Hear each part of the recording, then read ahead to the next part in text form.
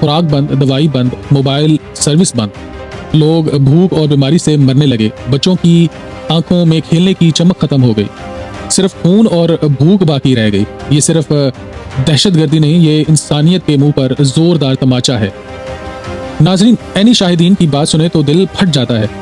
एक माँ कहती है, मेरे बेटे को दवा नहीं मिली, वो तड़प तड़प कर मर गया। एक बाप बताता है, मेरी बेटी को जख्म लगे थे, हॉस्पिटल ले जाने की कोशिश की लेकिन रास्ता बंद था, वो मेरी गोद में ही दम तोड़ गई।